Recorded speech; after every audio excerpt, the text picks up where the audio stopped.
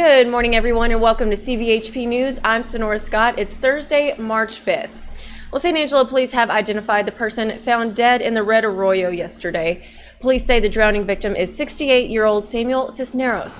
SAPD got the call about a drowning victim around 9:30 a.m. on March 4th and responded to the area by Enterprise Rent-A-Car. That's where they found his body. Police say there are no obvious signs of foul play, but the manner of death is undetermined, so his body was sent to Lubbock for an autopsy. And the rain we've seen lately means good news for our water supply. Here's Victor Glenn with details.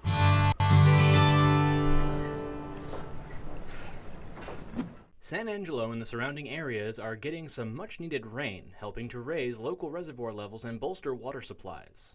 Generally 2-inch rain around the San Angelo area and on the watersheds.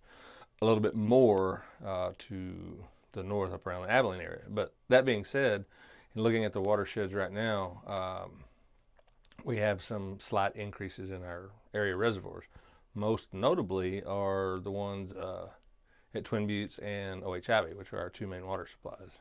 As this water collects and makes its way downstream into the reservoirs, local waterways will see increased flows as a result. This in turn can cause issue for low-lying water crossings and San Angelo's street-based drainage system in general. At this point in time, I don't see any risk. The major risk that we've seen in town is just some of the flooding of the urban waterways, some of the areas that generally do flood, such as Pulliam Street, College Hills, some of those other low-lying areas that do hold water. But right now we're just seeing some gradual increases in river flows and slightly increasing lake levels at this time. Even with the minimal risk presently seen, area drivers are encouraged to be mindful. Useful weather updates can be found on Concho Valley homepage, and during severe weather, it's always a good idea to plan several alternate routes. For Our Water, I'm Victor Glenn. For more Our Water stories, visit ConchoValleyHomepage.com/water. Thanks, Victor. Now let's check in with Jay Martin, who's got a look at our weather. Good morning, Jay. Well, it's nice to finally see a break. We had Tuesday with the clouds and cooler temperatures, Wednesday with all of the rain and clouds, but today going to be nice. We're going to be hitting 70s for highs today. Plenty of sunshine as well, so staying pretty normal for this time of year. 1 or 2 degrees above normal. Even in lows, going to be staying into those 40s with plenty of clear skies. So not too bad of a way to end the week after having the middle of the week rainy and cloudy. We're going to be seeing a little bit of some cool air, and Friday and Saturday getting us in the upper 60s as well. And we do have a pretty weak cold front on Saturday morning. That's going to be dropping us back into those 30s, but then we'll start to see it warming up again. On Sunday, we're going to have a low pressure and a dry front that's going to be affecting us just a little bit. That's giving us a little bit of that rain chances. We're seeing 30% chance, not as much as we saw earlier in the week. And then as we go into next week, that low pressure and cold front moves north and moves west. It gets out of our areas, so then we're just going to see a warming up from the south. Monday, Tuesday, 77, even 80 by Tuesday with plenty of sunshine is going to feel very nice and warm. So after having such a rainy day yesterday, it's going to be nice to have a few days of some nice temperatures and plenty of sunshine. Thanks, Jay. And I am joined by Morgan Chedwigan, the lovely Morgan, with me here today. How are you? Very good. Thanks so much for having me. Of course. So again, for the folks who don't know, tell everyone what you do. Sure. So my official title is Assistant Director of Neighborhood and Family Services. That means I get to serve the delightful role of being the animal shelter director. So I office at the animal shelter, and that's my primary function. Perfect. So we are talking about, spring is here, and that also, or almost here, and that means kitten season, right? It does. San Angelo always hits kitten season earlier than other communities nearby. So if you're new to town, something to look forward to. Hey.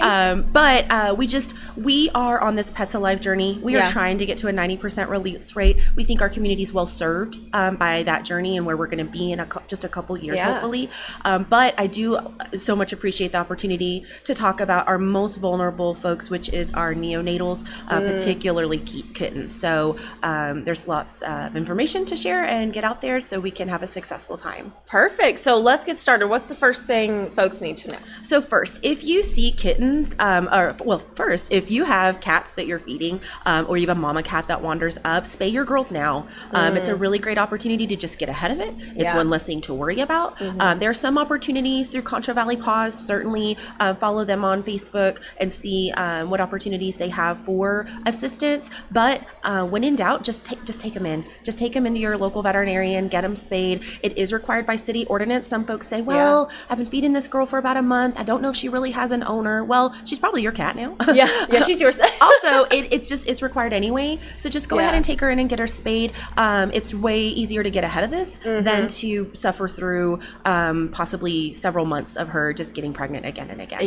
Yeah, because it's pretty quick. They can have how many? It's about an 8-week gestation. So, and if she can get pregnant again and again, as soon as she has those babies, she can get pregnant again and again. So, what we're also seeing is if you do see baby kittens in your yard. Let's say you wander out in your front yard under a bush, there's some baby kittens. Look, if they're basically safe, right? If they look like they have full bellies, if they've been groomed recently, they have like the weird mohawk where mom has been licking on them, leave them be, because she will come back for them. She will move them. She is working on them, right? She's not far. So leave them be if you can, right? If you do take them away, she's going to get pregnant immediately again. And more likely to be pregnant with a larger litter, right? Wow. So if you're looking at 4 kittens, next time it might be 9 kittens. So taking those babies away from mom really just makes the problem worse. Okay. So just let them be, let them, grow up a little bit, and then you can deal with it, right? Right. Then we can talk about getting them in an adoption program. We can talk about getting mom spayed, whatever's involved in that. Some folks say, well, I have a dog, right? So it's going to get out there. I'm worried about the kittens, its safety, whatever. If you absolutely can't leave them be, there's this old wives' tale that, if you touch the babies, the mom won't come back. And that's not true with cats. Okay. So if you just pick them up and gently move them, like right outside your fence line, right outside whatever, mom will find them, right? Okay. She knows what's going on. She's probably not far. She's going to find them. She's going to come catch them. And more importantly, she's going to learn that where she left them was not a safe place for them to be. Right. And you will not see those kittens again. Okay? Right. And so that is, there's so much nature and stuff going on, and folks just see these baby kittens and they freak out. And, I could completely understand why. So that's why we appreciate this opportunity to share that, moms, they are savvy. They are taking care of those baby kittens. They know what they're doing. Community cats, feral cats, domestic cats, whatever it is, most of them, 99% of them are great moms. They are nearby. They know what those babies need. They know what to do. So if you gently just move those kittens right to somewhere that you think is safer, she will find them. She will keep moving. She will make sure that they're well taken care of. Wow, definitely. Yeah, because I've always heard that too, don't touch them or else mom won't take them. But that's not true. Absolutely false with cats. Certainly if you have a kitten allergy, I understand, if you have a friend or neighbor, if you want to glove up, whatever. But bringing them to the shelter, I would really encourage folks that should be a last ditch effort. That should be a last result. They really will struggle in the shelter. It is not a safe place for them to be. If you do have to bring them in, if you're look, they don't look healthy, they don't look well, if at all possible, try to bring them in with mom. Sometimes you don't know, hey, I don't know this cat. I haven't been feeding her. She's not my deal. You don't know if she's wild. You don't know if she's tame. A lot of them are easy to handle, get her in a trap, whatever it is. Or if she's domestic, get her in a crate or whatever you can, and bring mom with babies. And that increases their survival rate tenfold. Wow. And we can accommodate that, moms with babies all day long. Worst case scenario, you would bring in babies without the mom. And that's when we need help for fosters. If there are people who can bottle feed, if you have a forgiving boss that will let you, because they need to be fed every couple hours. And so if you're a student who can accommodate that, if you are a stay-at-home mom, or if you have a boss that's hey, I'm just bringing these kittens for a couple weeks, I just got to get them off the bottle, we're looking for volunteers to step forward for that as well. Those are all things that just go into an overall really successful kitten season. I think the easiest thing to foster is moms with babies. Because you have this nursing mom. She takes care of everything. You keep her happy. You feed her high quality kitten food. You change her litter, and she takes care of everything. And you have this really great, really rewarding experience of kittens growing up fat and healthy with big bellies in your in your spare bathroom or whatever it may be. Yeah. And so I did that last kitten season, and it was really rewarding for me and my family to see those kittens all get adopted and do really well. Oh, that's awesome. So if somebody wants to volunteer, where do they start? Certainly, we need volunteers at the shelter. If you're somebody that can make it by, we're open. We have staff there from 7 a.m. to 6 p.m. So for folks that work, I know that that's tough. Yeah. And so for those, I would encourage you to get in touch with us about fostering. Okay. If you want to foster a mom, if you want to foster a mom with babies, if you want to foster just babies, we can hook you up. Where are my cat people? I've got everything you could possibly need. I was about to say, calling all the cat people. Yes. This is the time. This is the time. Perfect. So yeah, you mentioned getting to that 90%. You know, and I think we've been successful in getting there, you know, working to get there. Yeah, we've made great strides. I Yeah. really can't brag on the programming and the things we've done enough. Your staff that's working at the shelter is doing amazing things for this community. Our partnership with Concho Valley Paws is huge towards getting to that. We just sent about 8 people to the American Pets Alive conference this weekend, wow. and we had a tremendous amount of support from Maddie's fund to help pay for that and to send as many folks as we could. And we came back really energized with some ideas to continue that. And just a little bit of background. I started in this role in 2017, right? And we had a 47% live release rate. Wow. And what that means is half the animals that were coming in were dying, and half the animals were leaving alive, either adopted, redeemed by their owner, Yeah. that kind of thing, right? And so that was an improvement, right? But certainly lots more room to get there. So our goal for this year is to get to 72%. Yeah. And we set a goal for every month, what it would take to get there. Wow. I need this many adoptions. I need this many animals returned to their owner. And y'all, every goal we're setting, we're acing it. Every Really? goal we are doing really well. So for February, our goal was a live release rate of 75%. Yeah. We almost did 88% Wow. of our animals released alive. Wow, just in 1 month. Right. So that investment that's happening out there at the shelter, and the folks that you have working around the clock to make sure good things are happening out there. And as I mentioned, the community is well served. It's a sign of our health in our community. It's a sign of people thriving and doing well. Yeah. For example, I'm really passionate about lost and found pets and return to owner. I want, there's a dog that comes in and he has his nails trimmed and has been bathed recently, and he's been cared for, and you're like, gosh, where are his people? So we push him on helpmegetHome.com. We try to share as much as we can. Yeah. Unfortunately, not microchipped, which is $13 anytime at the animal shelter. Come on by. And we are just looking for his people. He came in yesterday, Yeah. super skittish, super scared, Aw. needed a little TLC. Poor guy. And I know his people are out there. Yeah. So doing more to reunite families with their pets is our first step always. And we've had a lot of success with that recently. Yeah. So if you've lost your pet even weeks ago, months ago, I can't tell you the stories where people are like, I lost my dog in October. And I'm like, she got here today. I don't know where she's been. Whoa. So Wow. don't give up. Keep watching our intake on the website. It's live. We're updating those pictures. Okay. And so it's on the city's website, kosatx.us/animals. You will see everything we have in residence. Wow. So if you're still looking for a pet, keep an eye on that. But also, we just make sure that your pets are microchipped, because that is the fastest way. We love to reunite in the field, right? Where we pick up your dog at large, never comes in the shelter. I drop it by your house, service at the door. Yeah. That's my favorite thing. And Literally so- curbside service. right. So that's why microchips are just worth their weight in gold. Yeah. It's a super important way to keep your owner information on that pet for the life of the pet. Yeah, definitely. And like you mentioned, it's $13 there at the shelter, so you can come in and bring your animal.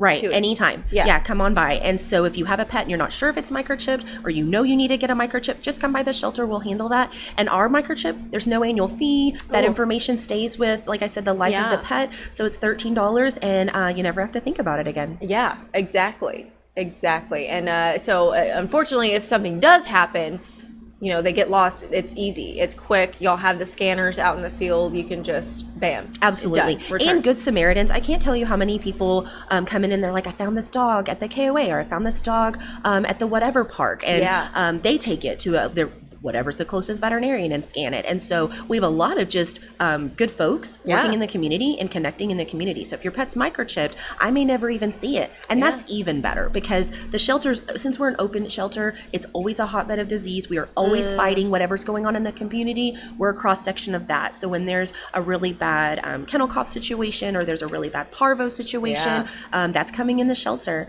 And so if you're passionate about pet ownership and you're in love with your pet, the best thing you can do for him is get him microchipped, and hopefully he never makes it in the shelter. Yeah, hopefully not. And I've seen some Good Samaritans, we're driving, we've seen it, they're getting the animal, they're getting the pet, and they're wrangling said pet, and then they go take them, like you said, and so you may not even see them.